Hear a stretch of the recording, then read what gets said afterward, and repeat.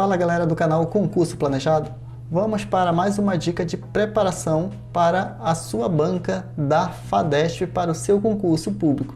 Hoje vamos ver a correção do simulado para o concurso de Mocajuba de questões no estilo da banca FADESP, são todas questões da própria banca. Então por isso vamos exercitar resolvendo esse simulado e vendo como a banca abordou os conteúdos pedidos nesse edital, ok? Vamos lá. A primeira questão diz o seguinte: uma sala de aula com 8 metros de largura por 6 metros de comprimento, antes da pandemia, comportava a quantidade máxima de um aluno para cada metro quadrado de área.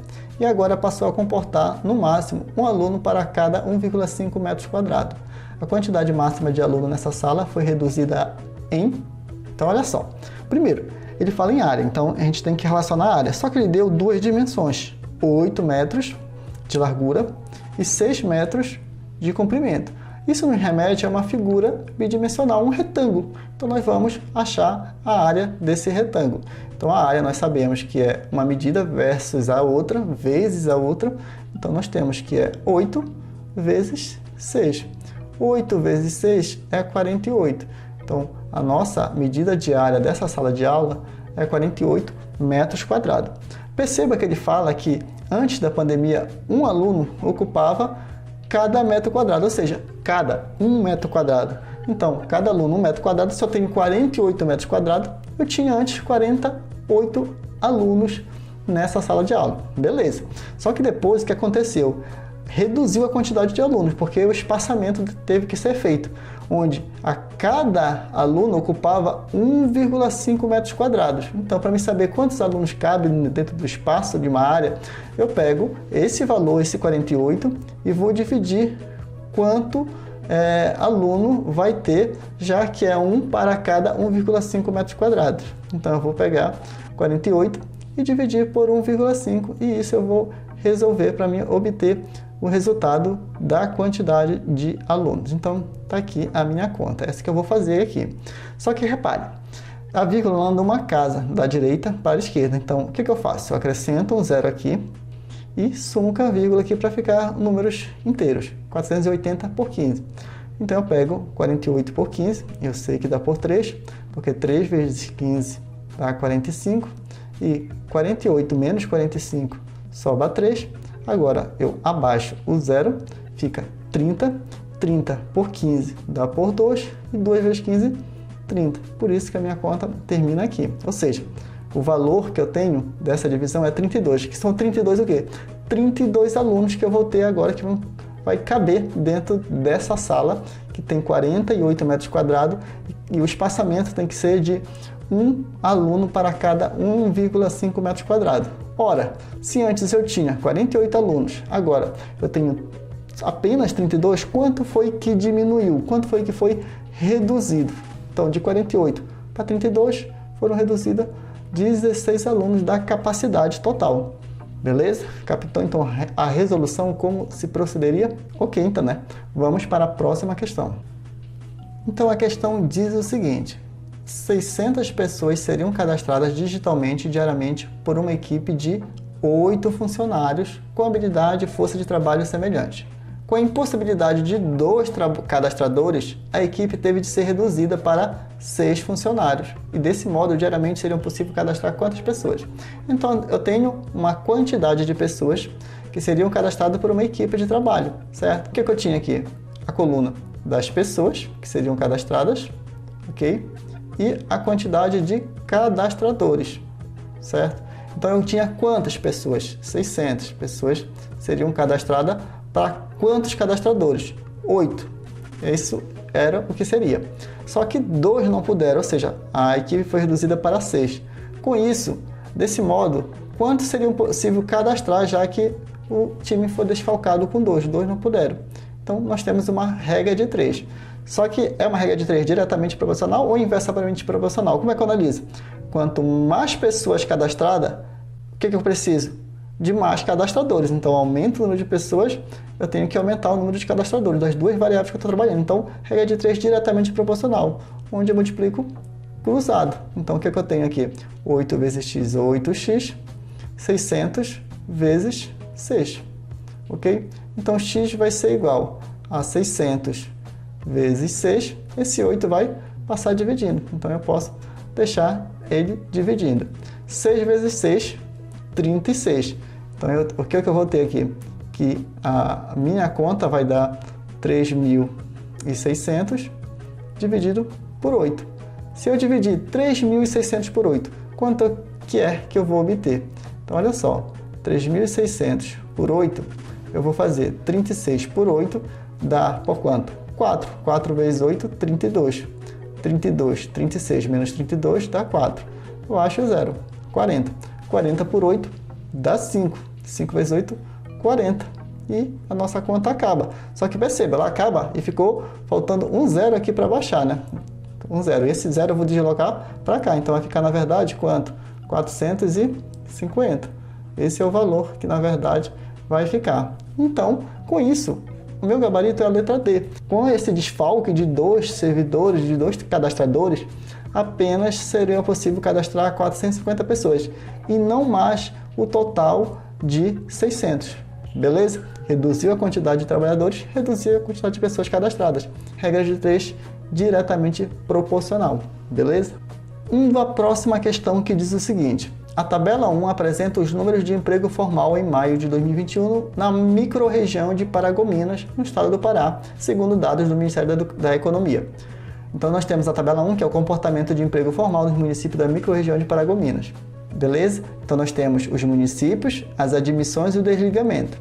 Ok? Sabendo que o saldo é a diferença entre admissões e desligamento. O que é a diferença? É a subtração entre as pessoas que entraram e os que saíram. Admissão, entrada, desligamento, saída. Com base na tabela 1, infere-se que... Então, vamos lá analisar cada questão dessa análise de tabelas e gráficos. Okay? O saldo de emprego de Dom Eliseu é igual ao número de desligamento em Bom Jesus do Tocantins? Então, vamos lá. Ele quer o saldo de Dom Eliseu. Dom Eliseu está aqui. Então, Dom Eliseu é 157 admissões e 117 desligamento. Então, o saldo, quanto é que eu vou ter de saldo? O saldo é a subtração. 157 menos 117 dá quanto? Olha, 7 com 7 sai fora, então fica 150 por 110. 150 por 110, nosso saldo é 40. Ok? Ele está afirmando que é igual ao número de desligamento de Bom Jesus. Bom Jesus do Tocantins, o desligamento é 40. Beleza, bateu o nosso gabarito. Por isso que nossa alternativa é a letra A. Mas vamos confirmar as outras. O município de Paragominas obteve o maior saldo de emprego dentro dos demais municípios. Está falando que o município de Paragominas, está aqui, ele obteve o maior saldo, maior diferença. Será que isso é verdade? Perceba que se eu subtrair 764 por 490, vai dar 4, né? 4 menos 0 dá 4. 6 vai ficar 15. 15 menos 9, 7. Só que para ficar 15 eu tive que emprestar 1. 7 ficou valendo 6. 6 menos 4, 2. 274.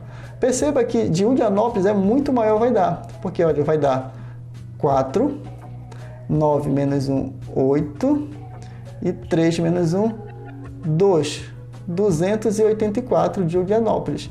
Então, eu não posso afirmar que o município de Paragominas obteve o maior saldo de empregos, já que eu tenho o município de Julianópolis superando. Então, errado a letra B. A letra C. Rondon do Pará foi o município que teve o menor saldo em relação aos demais. Ele está falando que o Rondon do Pará, esse aqui, né? Nosso penúltimo município, ele teve o menor. 86 menos 60 dá 26. Esse foi o menor? Não. Perceba que eu tenho bem aqui, olha, Bom Jesus Tocantins. Ele teve, assim como o Abel Figueiredo, olha, 20 menos 5 dá 15. Esse é o menor, comparado com ele. É claro que eu tenho saldos, inclusive, negativos, que são menores ainda. Ou seja, eu tive mais desligamento do que admissões. Então, por isso que está furada a letra C também. A letra D. O saldo de emprego de Julianópolis é menor que o saldo de emprego de Paragominas. Então, Julianópolis nós já vimos e de Paragominas nós já vimos. O saldo de emprego de Julianópolis é menor do que o saldo de emprego de Paragominas. Então, o saldo de emprego de Julianópolis não é menor, ele é maior do que o saldo de emprego de Paragominas. Por isso que a alternativa D também está errada. Beleza? E assim nós ficamos com a letra A realmente. Dando continuidade, a próxima questão diz o seguinte: uma quantia foi aplicada por 5 meses no sistema de juros simples, rendendo a metade do valor investido. Então, ela rendeu metade do valor investido.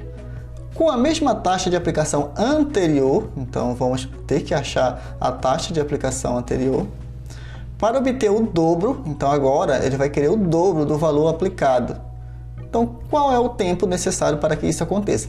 Então, perceba que nessa questão, ela traz duas etapas. Primeiro, ele aplica uma quantia durante 5 meses no sistema de juros simples e rende metade do valor investido, ou seja, metade do capital. Depois, com esses dados, então, a gente vai achar a taxa em que vai ser gerado esse montante, melhor dizendo, esses juros de metade do valor investido. Então, a gente acha a taxa. Com essa taxa, a gente vai aplicar para obter o dobro do valor, desse novo valor investido, desse novo capital. Então, isso vai ser necessário. Quanto tempo vai ser necessário, então, para isso? É isso que nós vamos fazer. Só recapitulando. Recapitulando que no sistema de juros simples, os juros nada mais é, ou seja, os juros é igual ao capital, que nós chamamos de C, o I, que é a taxa, e o tempo desse capital investido, ou seja, CIT. Por que aqui algumas fórmulas trazem o CIT sobre 100? É porque quando está o 100 embaixo é porque você coloca a forma percentual em cima. Percentual dividido por 100 se transforma em decimal. Mas eu prefiro usar aqui já diretamente no decimal. Então vamos lá. Então ele fala que ele vai, na primeira situação, uma quantia. Que quantia? Não sei. Vou chamar de C. Ela vai render o quê? Metade dessa quantia investida. Ou seja, se a quantia é C e vai render metade, então é C sobre 2 vai ser igual a quantia, que é o capital, né? Posso chamar de X o que eu quiser, vezes a taxa que eu vou achar, vezes o tempo, que foi o quê? 5 meses. Lembrando, se eu estou calculando o tempo em mês, eu vou achar a taxa percentual ao mês, ok? Então perceba que o C, olha, esse C aqui ele vai passar para o outro lado dividindo, e C por C dá 1, por isso que a gente anula ele, ou seja, fica meio. Então o que é que eu vou ter aqui? Eu vou ter que esse 5 que está multiplicando I vai passar dividindo.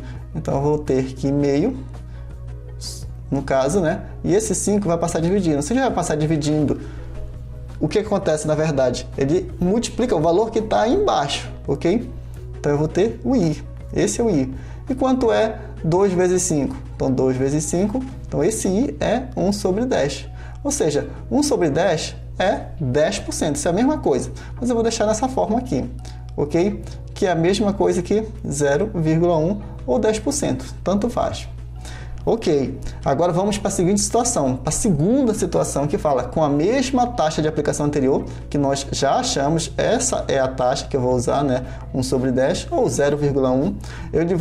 O que vai acontecer com esse novo dinheiro investido, esse novo capital? Ele vai dobrar. Então, de novo, agora ao invés de ser C dividido por 2, vai ser 2C, vai ser igual ao capital, esse novo capital, que não é o mesmo, certo? Eu posso chamar de C1, C2, tanto faz, ok? A taxa, eu já sei que ele diz que ele quer aplicar essa mesma taxa, que ou seja, é 1 sobre 10. E com isso, qual é o tempo, então, para que ocorra esse dobro do valor investido? Ou seja, o T que ele quer achar. Então, esse 10, percebe aqui?